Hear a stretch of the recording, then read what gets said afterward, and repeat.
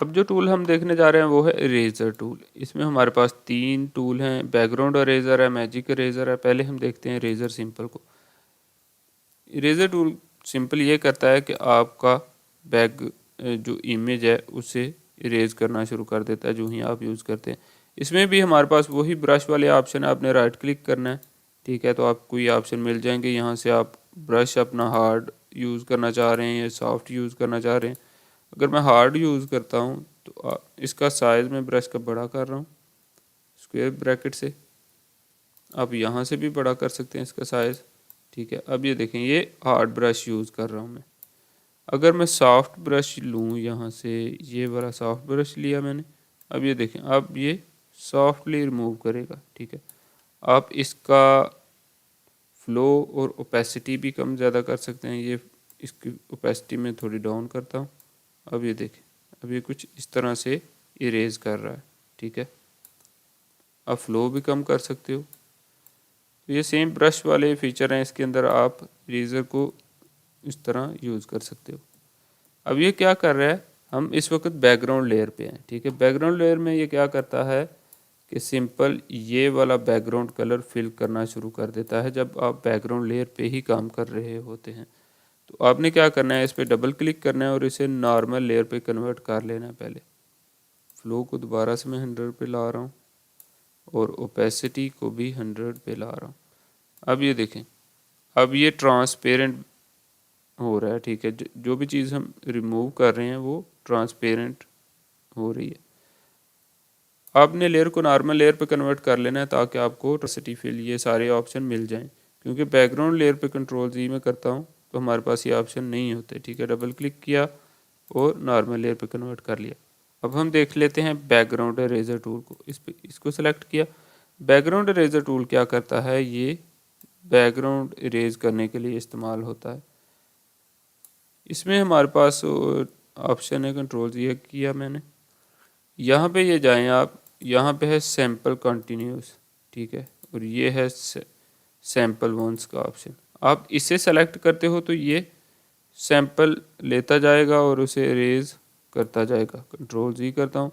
अगर आप इस ऑप्शन को सेलेक्ट करते हो तो ये सैंपल वंस करेगा, ठीक है। एक दफ़ा सैंपल लेगा और उससे रिलेटेड जो चीज़ इसे मिलेगी उसे रिमूव करता जाएगा। ये देखें, अब जो ही मैं यहाँ पे आया हूँ तो इसे ये थोड़ा डिफरेंट लगा है तो इसने इसे रिमूव नहीं किया, ठीक है। ये है सैंपल वंस, एक दफ़ा सैंपल लेगा। ये देखें, एक दफ़ा हमने क्लिक किया, यहाँ पे ये सैंपल इसने पिक कर लिया और अब हम जब आगे मूव करेंगे तो इससे रिलेटेड जो इसे पिक्सेल्स मिलेंगे वो उन्हें रिमूव कर देगा, ठीक है। अब यहाँ पे मैं क्लिक करता हूँ, अब ये देखें, इससे रिलेटेड जो पिक्सल होंगे उन्हें रिमूव करेगा, बाकी को नहीं करेगा।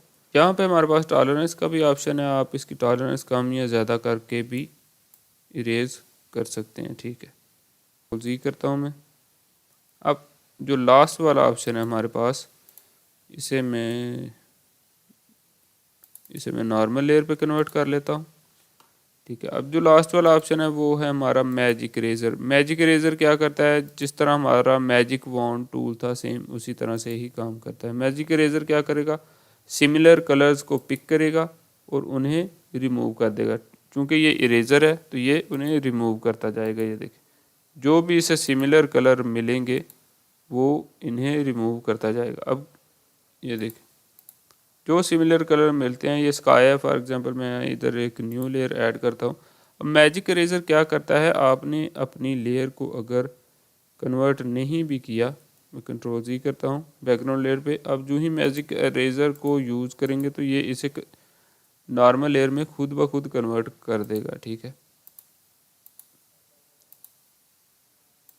तो अब क्या करना है हमने, हम किसी भी इमेज का बैकग्राउंड रिमूव कर सकते हैं मैजिक इरेज़र की मदद से। ये क्या करता है, एक दफ़ा सैंपल लेता है और उससे रिलेटेड जो भी इसे सैंपल मिलते हैं वो रिमूव करना शुरू कर देता है। आप इसकी टॉलरेंस भी कम ज़्यादा कर सकते हो।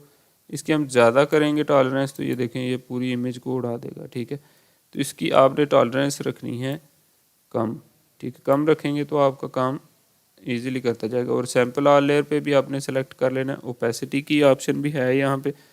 यहाँ पे हम एक न्यू लेयर लेते हैं, इस पे मैं ऑल्ट बैक स्पेस करके फोरग्राउंड कलर फिल कर लेता हूँ, इसे ले आता हूँ नीचे। तो ये देखें ये कलर इस तरह से आ जाएगा। आप किसी दूसरी इमेज का बैकग्राउंड भी वहाँ से सेलेक्ट करके यहाँ पे ला के पेस्ट कर सकते हैं, ठीक है। न्यू लेयर पे पेस्ट करेंगे और उसे इसके नीचे करके मूव टूल की मदद से आप एडजस्ट कर सकते हैं इस इमेज को।